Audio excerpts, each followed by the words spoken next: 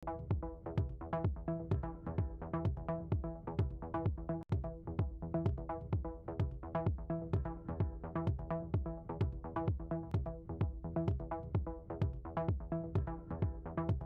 глубокое проникнение КГБ беларускага штази город гэта постлукашисты беларускую толерантнасць да свайго. без чаго наша система безудержный прогресс. Мы будем говорить про национальную Мы идею. живем в мире наций. Место белорусов у сусвете. Циником выступаю здесь я.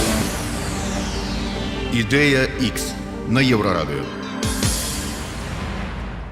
Вітаю ўсіх слухачоў Еўрарадыё. В эфіры чарговы выпуск праграмы «Ідэя X». Праграмы, падчас якой мы працягваем шукаць, прамаўляць, намацаваць беларускую нацыянальную ідэю. Як звычайна, вядучыя ў студыі Максім Гаруноў і Зміцер Лукашук. Наша сённяшняя выбітная госця. Я вот адмыслова перапісаў на аркушык усе, ну, не ўсе, відаць, далёка не ўсе, але асноўныя яе пасады і званні, каб нічога не наблытаць. Акадэмічная дырэктарка школы маладых менеджераў публічнага адміністравання, навуковая супрацоўніца факультэта палітычных навук і дыпламаты універсітэта Вітаўта Вялікага і гэтак далей, карацей, Тацяна Чуліцкая.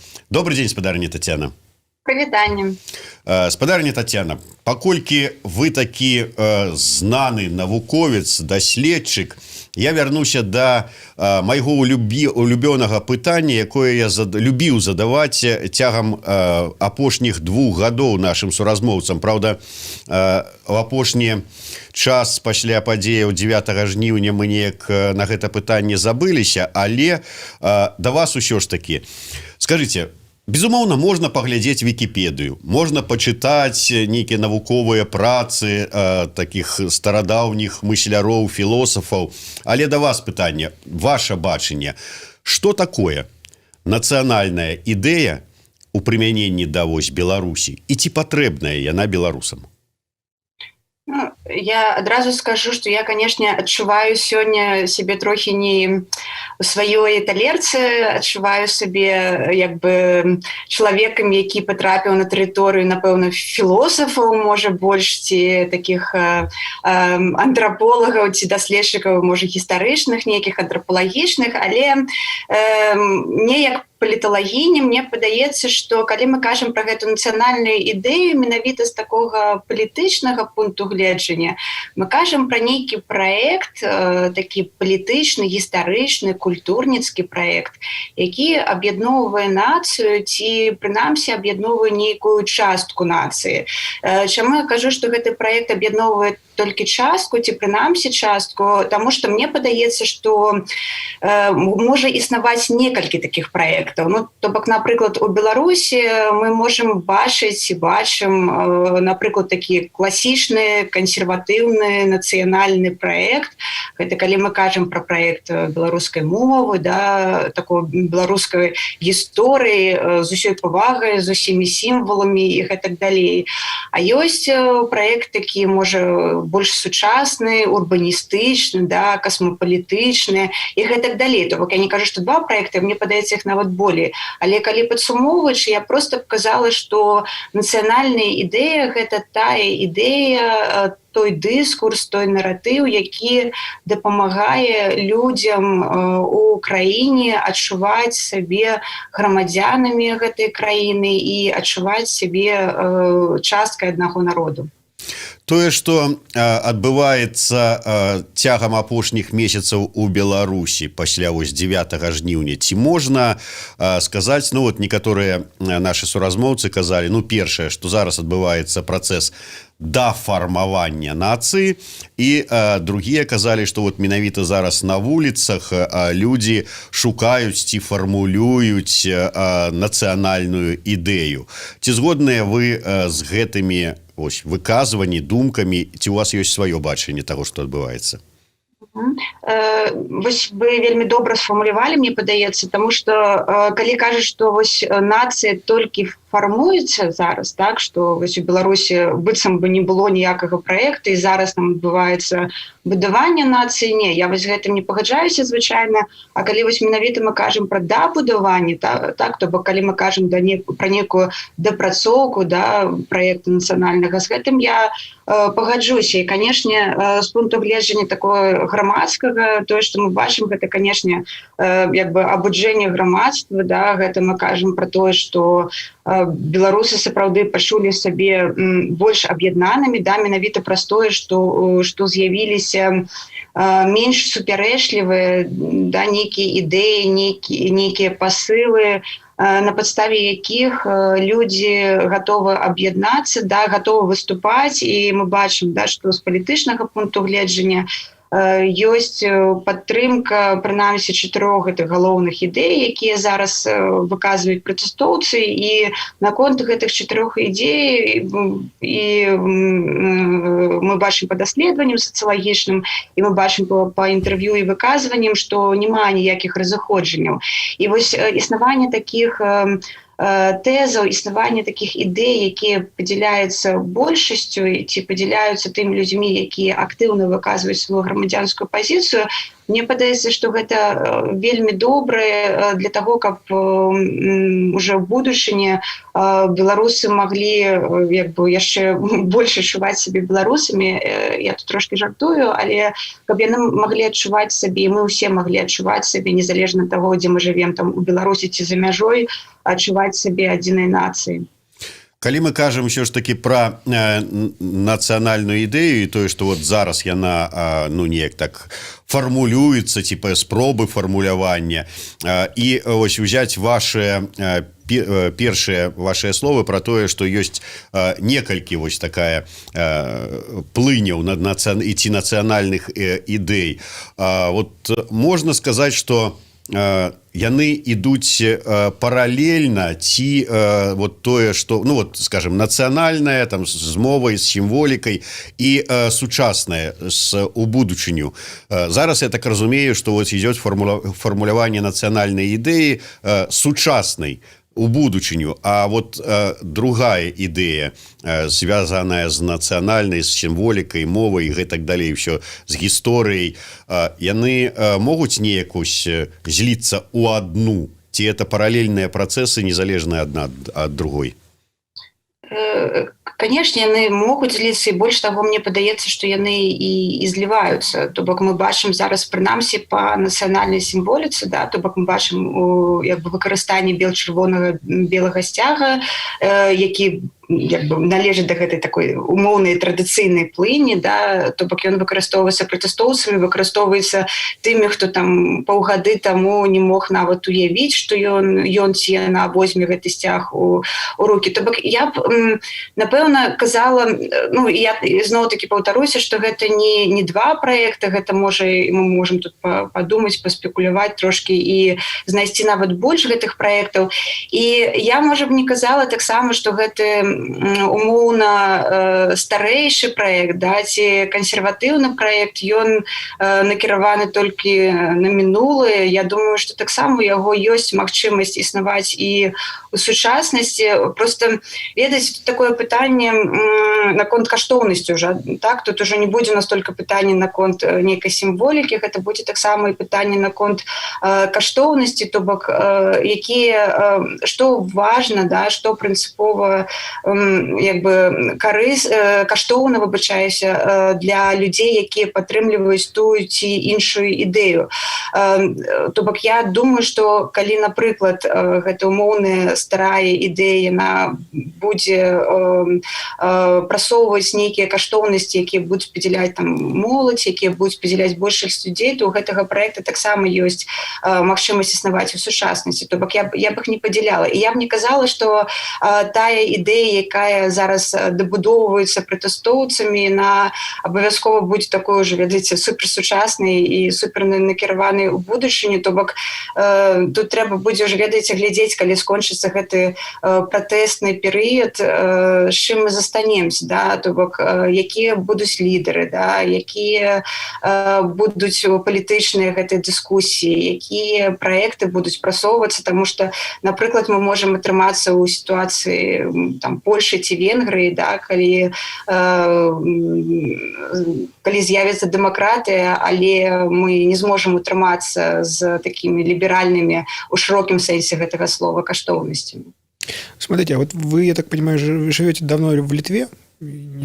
А вот у литовцев вот эта вот идея, ну, связь прошлого с будущим, она у них как осуществляется? На что это похоже? Вот литовец, который, вот, условно говоря, занимается IT-бизнесом или какими-то вот современными новыми видами предпринимательства, вот он вспоминает о Великом княжестве Литовском, о князьях, о балтских племенах, о вождях, вот о всем этом? Или это какие-то два разных дискурса, которые друг с другом никак не совпадают? Так, ну, у Літве я сапраўды тут давно жыву ўжо, і тут вельмі такі цікавы сімбіёз адбыўся, на мой погляд, таго, што незалежна да якой групы сацыяльнай ці прафесійнай ты належыш, але збольшага няма падзялення па сімволіцы, няма падзялення ў стаўленні да нацыянальнай гісторыі. То бок, канешне, ёсць нейкія там больш радыкальныя плыні, то бок ёсць там ультраправыя, ёсць ультралевыя, ёсць спецыфіка, напрыклад, нацыянальных меншасцей, ну, то бок, калі тут ёсць польская меншасць, як бы, і там ўсё ж такі, ну, трошкі свая сімволіка і трошкі такая свая ідэнтычнасць. Але калі мы кажам вось пра нейкі такі мейнстрым, так, у Літве, і прынамсі пра і гарадскі, напэўна, нават не толькі гарадскі, і у сельскага насельніцтва таксама, гэта не будзе падзялення па сімволікі, не будзе падзялення ў адносінах да мінулага, і мне падаецца, тут ёсць такі істотнае адрозненне ад Беларусі, і гэта звязана з меншай ступенню саветызацыі у параўнанні з Беларусю, нават гістарычна, да, то бок Літва ўсё ж такі пазней патрапіла пад уплыў Савецкага Саюзу, і таксама ступень саветызацыі нават адукацыі была значна меншая, то бок была захавана адукацыя на літоўскай мове, і такі супратыў нацыянальны, ён існаваў даволі доўга. Мы ведаем гэтай гісторыі пра літоўскіх партызан, так, якія сапраўды былі доўга у лесах, так, яны сапраўды доўгі час змагаліся, нават падчас савета ўжо. І тут як бы вельмі цікава вось такі атрымліваецца амальгама нейкая ў Літве, калі мы бачым, што людзі будуць там супер сучаснымі, там размаўляць на некалькі мовах, але калі будзе там дзень незалежнасці, і ў Літве іх 3 афіцыйных дня незалежнасці, то будуць спяваць гімн, будуць выходзіць з тымі ж самымі сцягамі, і мы пабачым гэтыя сцягі і на дамах, і гэтак далей. І сапраўды гэта вельмі такое прыемнае адчуванне, калі ты бачыш такую і еднасць пакаленняў, то бок, напрыклад, там старэйшае пакаленне і самае малодшае пакаленне, якія будуць як бы знаходзіцца на адной хвалі, так умоўна кажучы, у адносінах да свайго гістарычнага мінулага і да свайго адчування сябе як часткі літоўскай нацыі. То бок, мне падаецца, што з пункту гледжання выбудоўвання такой больш-менш пазітыўнай нацыянальнай ідэнтычнасці Літва з'яўляецца даволі паспяховым праектам. І адзінае яшчэ, што дадам, напэўна, тут акрамя саветызацыі, пра якую я казала, уплыў які значна меншы, я думаю, што яшчэ на такое адносна пазітыўнае існаванне вось гэтай нацыянальнай ідэі, нацыянальнага праекта, які больш-менш падзяляецца большасцю насельніцтва. Гэта таксама звязана сітуацыя з грамадзянствам, то бок, калі распаўся Савецкі Саюз, у Літве быў прыняты так званы нулевы закон аб грамадзянстве, то бок тыя людзі, якія пражывалі на тэрыторыі Літвы, яны атрымалі магчымасць грамадзянства, стаць грамадзянамі, і ў гэтым істотна істотнае адрозненне ад Латвіі і Эстоніі, і мне падаецца, праз гэта у Літве вось таксама існуе такая адносная еднасць. А вот у белорусов получится, вот как у Литвы, стать, вот там, не знаю, в ближайшие 5 лет, 10 лет? Или это вот настолько другая ситуация, что вот как в Литве, в Беларуси не будет довольно долго? Или никогда? Ну, тут, ведаеце, тут, напэўна, так цяжка казаць, як заўсёды, так, калі мы кажам, што перанесці, да, досвед нейкай адной краіны ці адной нацыі на іншую. Ведаеце, мы ўсё ж такі ў Беларусі спазніліся з выхадам з гэтага такого сферы савецкага ўплыву, на мой погляд, то бок Літва ўсё ж такі з 90-го года, да, ўжо колькі гадоў прайшло, як бы даволі шмат, то бок мы адстаем. І тое, што ў Беларусі пасля таго, калі яна атрымала незалежнасць, усё ж такі, калі Лукашенко прыйшоў да ўлады, з'явіўся гэты дзіўны праект такой савецкай ідэнтычнасці, за якой Лукашенко і яго прыхільнікі да гэтага часу чапляюцца. То бок вось неяк змагацца ці неяк працаваць з гэтым праектам пастсавецкай ідэнтычнасці будзе, мне падаецца, даволі складана.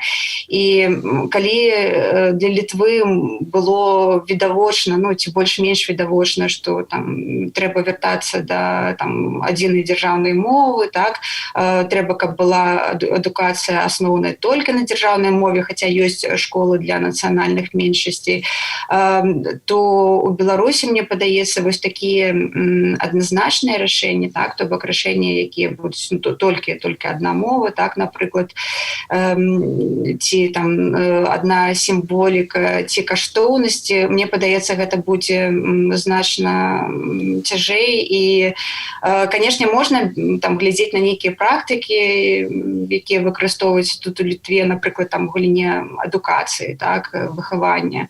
Але казаць, што мы зможам пайсці прынамсі такім же шляхам, напэўна, не. А есть еще какая-нибудь страна, может, в Европе, ну или вообще где-нибудь в мире, где вот ситуация примерно как в Беларуси? Ну, то есть вот возвращение какой-то советской идентичности и необходимость ее совмещать вот, ну, с условно нормальной национальной идентичностью, только бы обычной, стандартной. Вельмі добрае пытанне. Я, шчыра кажучы, ніколі пра яго не думала менавіта так. Канешне, мы можам тут падумаць пра пастсавецкія краіны, так, як бы паглядзець там на Малдову, можа быць, ну, дзе таксама мы бачым вось такія, ведаеце, гэтая барацьбу заўсёды, ну, не заўсёды, прынамсі, апошнія гады мы бачым барацьбу такога еўрапейскага дыскурсу, еўрапейскай палітыкі і прарасійскай, прасавецкай палітыкі. То бок, можа, нейкая такая сітуацыя, але мне вось так адразу, калі думаючы пра гэта пытанне, я б казала, што сітуацыя, ну, у Беларусі даволі унікальная. То бок, заўсёды цяжка параўноўваць, напрыклад, Беларусь і Украіну, хаця мы, ну, даволі падобныя, як бы, і геаграфічна, і блізкія нацыі адна да адной.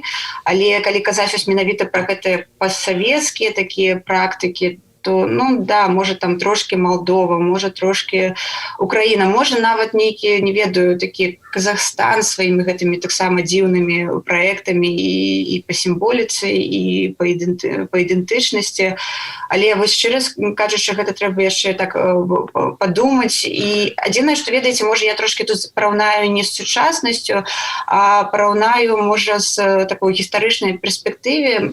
Калі зараз мы аналізуем і глядзім на тое, што адбываецца ў Беларусі, і нават на пратэсты, так, і на тое, як людзі адносяцца самі да сабе, як людзі кажуць пра сабе як частку адзінай нацыі. Я б думала, можа, пра усе гэтыя рэвалюцыі, якія адбываліся ў пастсавецкім блоку, то бок я б казала пра ГДР, я б казала, можа, там пра Чэхію і Венгрыю, то бок менавіта з пункту гледжання такога дабудовы дабудоўвання сваёй нацыі і менавіта дабудоўвання сваіх каштоўнасцей і разумення таго, што гэта значыць быць беларусам ці быць беларускай. То есть сейчас на улицах Беларуси примерно как пражская весна, что-то такое. А вось ведаеце, мне падаецца, я думала пра пражскую весну, але мне нават больш падаецца такой адпаведнай аналогіі з падзеямі, якія былі падчас распаду ГДР, таму што глядзіце, таксама моцны ўплыў з боку Масквы, да, даволі. Ёсць вельмі моцны гэта сілавы блок, пра які мы кажам, да, як адна з асноваў гэтага рэжыма. Даволі такое глыбокае пранікненне спецыяльных служб. Ну і гэтак далей, то бок мне вось гэтая сітуацыя з аднаго боку так, яна чымсьці, канешне, падобна да пражскай весны, але мне яна нават больш падаецца падобнай да сітуацыі менавіта ў ГДР. То есть, в общем, КГБ это как Штази. Я вярнуся да тэмы вот это вот спалучэнне ці, можа быць, зліцця частковага двух праектаў, як вы сказалі, традыцыйнага і сучаснага, і каштоўнасці. Вы нагадалі пра тое, што зараз пратэстоўцы ўзялі ў рукі і выходзяць на вуліцы з бел-чырвона-белымі менавіта сцягамі. Мы бачым, як у дварах людзі слухаюць уважліва беларускамоўных музыкаў, слухаюць лекцыі па гісторыі як нацыянальнай сімволікі, так і ўвогуле па гісторыі Беларусі, вершы паэтаў, выступы літаратараў, філосафаў і гэтак далей. Ну, такая вот, нібыта цікавасць да свайго, да беларускага. Але ці не падаецца вам, што ўсё гэта, пачынаючы ад сцягоў і заканчваючы вось гэтымі дваровымі сустрэчамі і цікавасцю нібыта да свайго, гэта не нясе нейкай вот такой каштоўнаснай менавіта складніка. Гэта пратэстны складнік. На знак пратэста. Яны, таму што чырвона-зялёны сцяг на аўтазаках, таму яны выходзяць з бел-чырвона-белымі, а не таму, што разумеюць каштоўнасць гэтага сімвала. Слухаюць беларускую музыку, таму што гэта таксама пратэст. Ну і гэтак далей. От пра каштоўнасці. Ці ўсё ж такі перарасце гэта сённяшняя цікавасць, вось, хай пратэсная, не пратэсная, у сапраўды разуменне і прыняццё каштоўнасці ось усяго гэтага. Так, гэта пытанне як бы на $1 000 000, я думаю. І сапраўды я пра гэта казала, што вось гэта пытанне будучыні, да, да якіх каштоўнасцей ці да якога праекту мы прыйдзем у выніку ўсіх тых падзей, якія зараз адбываюцца. Я з вами цалкам пагаджуся у тым, што калі мы кажам пра такую вось стыхійную ідэнтычнасць, калі мы кажам пра нейкую такую стыхійную і хуткую дзейнасць, канешне, калі мы хацім сабе неяк пазначыць гэта, як і ў такім кожнадзённым жыцці, мы неяк апранаемся, да, адмыслова, ці мы неяк выглядаем адмыслова, і там гэта можа там параўнаць з нейкім там, як падлеткі сабе неяк так паказваюць, да, асяроддзю свайму.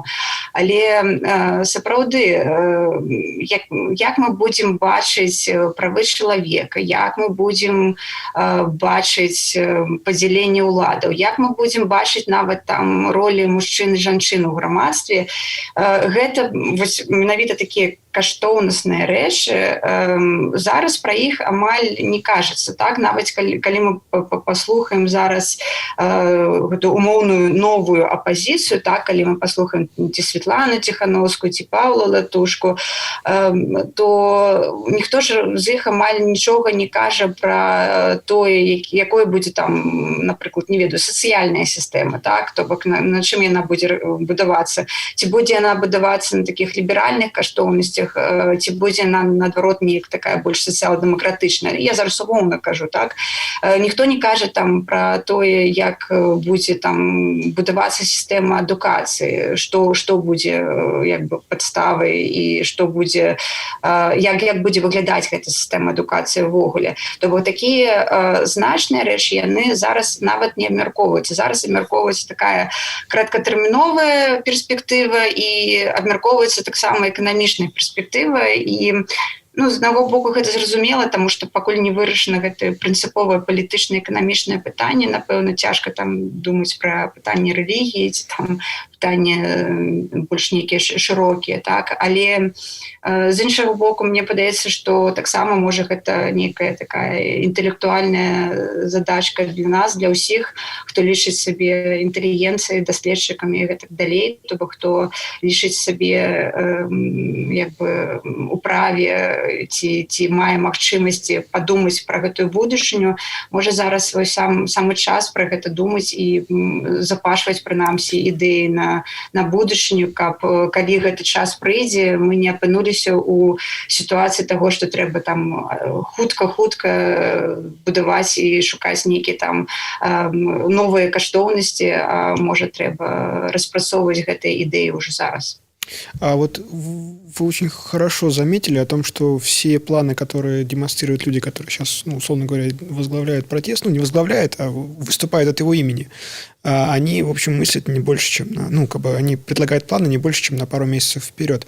А мне кажется, это вообще такая специфика Беларуси. Здесь никогда не говорят о том, что будет чего мы хотим построить, как мы видим свою страну через 100 лет. А все говорят примерно о том, что будет через полгода, а дальше как получится, так и получится. То есть все планы очень такие приземленные, очень экономические, очень видно, что человек с калькулятором сидит и подсчитывает. Он не мечтает, он не воображает, он не не представляет себе какое-то там, не знаю, запредельное будущее. Тут я прынамсі скажу, што адзін чалавек у Беларусі, Александр Лукашенко, прынамсі спрабуе неяк планаваць больш, чым на год. Он планирует на пятилетку, и, по-моему, он уже все распланировал. А пятилетка – это такая штука, там уже все распланировано. В общем, там его пятилетка – это означает, что все будет как все как есть, так и будет. Это повторяющаяся, это круговая пятилетка. Так, я тут жартую, конечно. Ведаеце, я думаю, што у тых умовах, у якіх Беларусь існуе з 94-го года, планаваць нешта доўгатэрміновае, акрамя тых людзей, хто знаходзіцца ва ўладзе і да нядаўняга часу лічыў, што ён будзе там знаходзіцца далей, як бы зразумела, што людзі не планавалі. Я не думаю, што гэта такая нейкая адмысловая беларуская рыса, так, ці своеасаблівасць.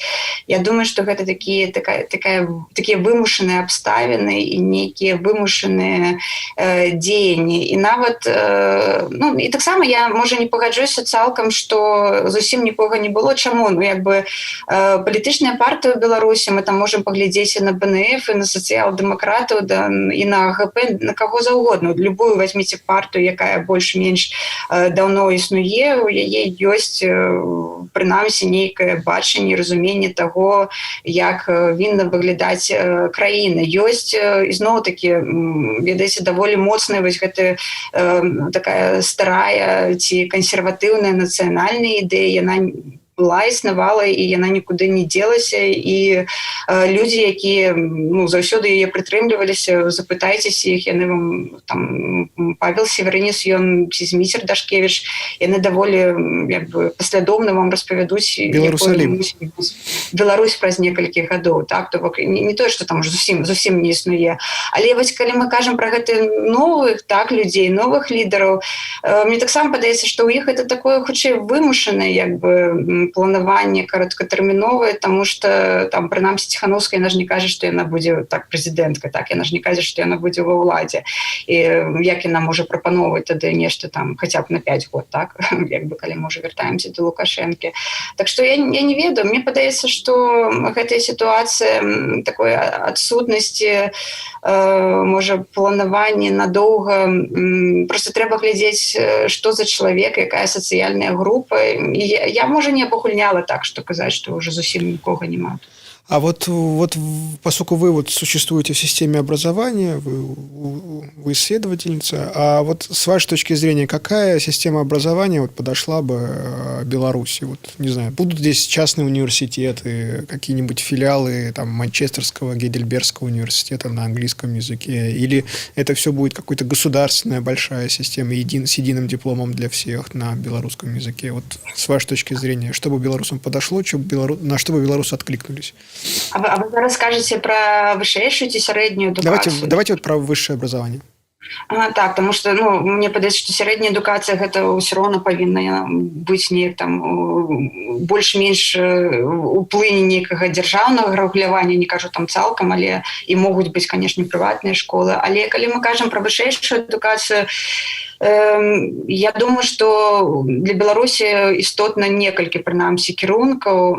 Першы кірунак гэта таго, чаго зараз не хапае просто 100%, гэта такой інтэрнацыяналізацыі.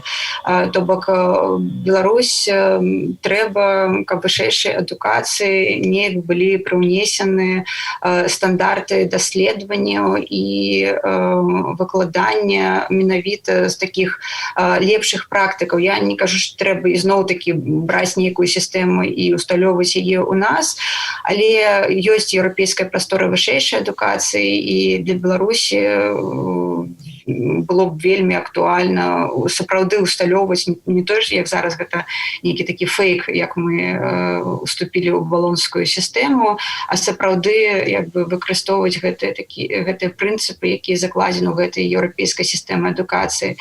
Я думаю, што калі казаць пра формы універсітэту, то было б вельмі добра, калі б існавалі і дзяржаўныя, і прыватныя універсітэты, і таксама я думаю, што вельмі актуальны былі б розныя мовы, то бок вельмі гэта было б вельмі запатрабавана, калі б там зараз зачыніўся універсітэт на беларускай мове, але разам з тым я думаю, што калі б там былі праграмы, не толькі ў гэтым універсітэце, а ў розных універсітэтах, там можа нават нейкі, як вы кажаце, падраздзяленні там ведучых сусветных універсітэтаў з адукацыяй там на ангельскай, прынамсі на ангельскай, гэта ўжо быў бы крок наперад для Беларусі. Але вось я ўсё ж таки хочу сказаць, што мне падаецца больш істотным нават пытанне не толькі мовы і не толькі вось як бы формы такой юрыдычнай універсітэтаў, колькі менавіта гэта сувязь паміж выкладаннем і даследаваннем, то бок тое, што выкладчыкі яны мусяць быць таксама і даследчыкамі, то бок не казаць нейкія толькі тэарэтычная справа, таксама займацца вывучэннем рэчаіснасці і дзеліцца з гэтым студэнтамі. І таксама мне падаецца гэты такі абмен досведам паміж беларускай вышэйшай адукацыяй і еўрапейскай вышэйшай адукацыяй. Гэта вось тое, чаго прынцыпова не хапае і без чаго наша сістэма адукацыі нікуды не зварухнецца. Я, наближаючыся да завяршаючай стадыі нашай размовы, хочу яшчэ у вас удакладніцца. Калі мы гаворым пра тое, што ўсё ж таки зараз нейкае такое працэс фармулявання нацыянальнай ідэі адбываецца на вуліцы, у той жа час мы не забіраем права на фармулёўку у, так бы мовіць, эліты. Палітычнай эліты, навуковай эліты, даследчыцкай, там якой бы там ні было. Калі мы раптам выявім несупадзенне бачанне вось гэтай там ці фармуляванне нацыянальнай ідэі, якое адбудзецца на вуліцы, якое адбудзецца ў кабінетах навуковых ці палітычных ці любых іншых, ці магчыма такое і як у гэтай сітуацыі быць? Хто чыя ідэя мусіць перамагчы ці пераважыць? Канешне, такое можа быць, і такое хутчэй за ўсё нават і будзе, я б казала. І перамагчы можа ці нават мусіць той праект, які выйграе палітычна, то бок той праект, які, напрыклад, будзе прасоўваць нейкі лідар ці лідарка нейкая партыя, якая прыйдзе да ўлады, і менавіта гэты праект, з якім гэтыя лідары новыя палітычныя прыйдуць да ўлады, ён і будзе, прынамсі, на 5 год, на якіх гэта ўлада абіраецца, ён і будзе існаваць у Беларусі. То бок я кажу пра тое, што гэта, на мой погляд, менавіта існаванне такой як нацыянальная дзяржаўная ідэя, яно залежыць ад таго, каму належыць улада і каму яна будзе належыць у Беларусі ў будучыні, нават калі там мы берем самы пессімістычны сцэнар і кажам, што Лукашенко ці яго прыхільнікі застануцца ва ўладзе, мы просто будзем бачыць, што гэты псеўда-постсавецкі праект, ён так і будзе існаваць у Беларусі. Разам з тым, мне падаецца, што для Беларусі і беларусаў вельмі добра, калі будзе існаваць гэтых шмат праектаў. Так, тут Максим можа мяне паправіць, але ў Арыстоцеля есть такая выдатная цытата, да, што горад гэта адзінства непадобных. І мне падаецца, што для сучаснай Беларусі, для сучаснай нацыі, сучаснай краіны гэта існаванне непадобных, суіснаванне непадобных, гэта такая умова можа быць якаснага развіцця нацыі і якаснага развіцця нас як беларусаў. То есть, а неподобные здесь будут как раз вот советские люди?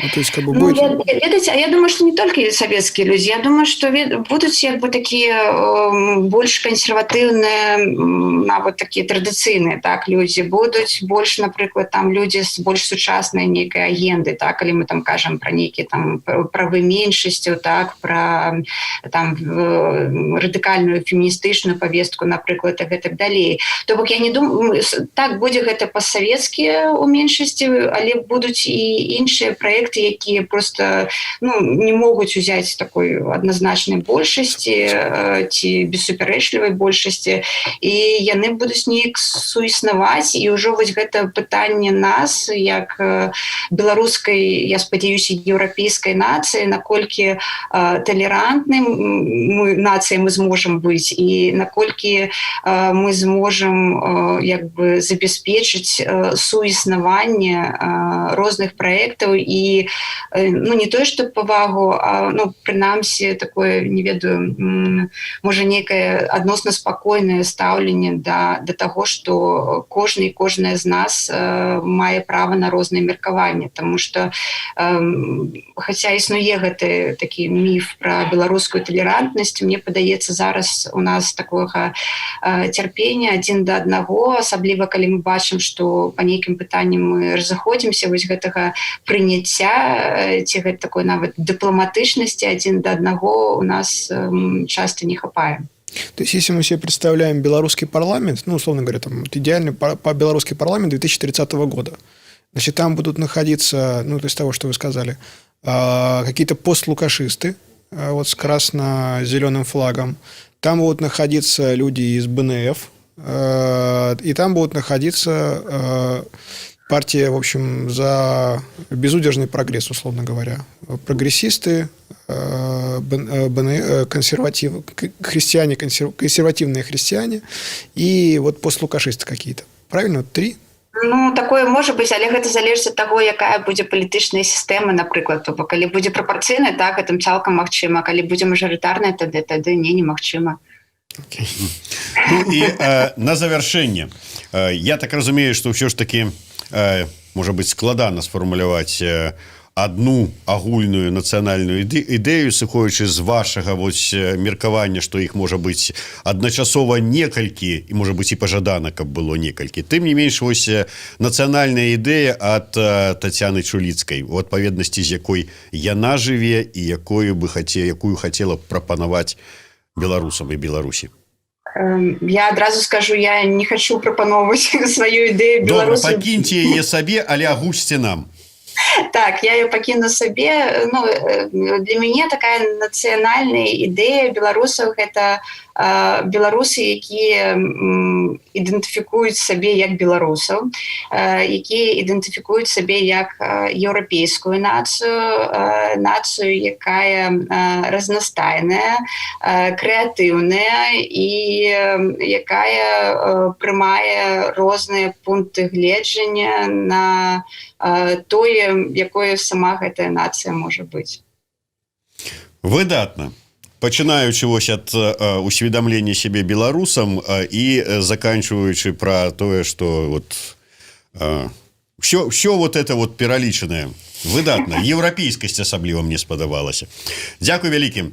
Тацяна Чуліцкая, Максим Гаруноў, Зміцер Лукашук. Слухайце і глядзіце нас. Будьце еўрапейцамі, але не забывайце про тое, што вы беларусы.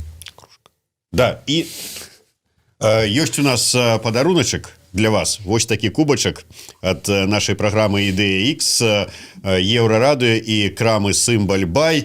Не ведаю, калі змагу вам яе перадаць, але калі раптам альбо мы, альбо вы да нас, будзе вас чакаць. Дзякую. Зараз лепей вы да нас, але я спадзяюся, што вельмі хутка сітуацыя зменіцца і мы сапраўды сустрэнемся ў Менску, конечно. Лепей вы да нас, але, можа быць, лепей і мы да вас. Так, сапраўды. Толерантненько. Встретимся на границе. Дзякуй вялікім. Тацяна Чуліцкая.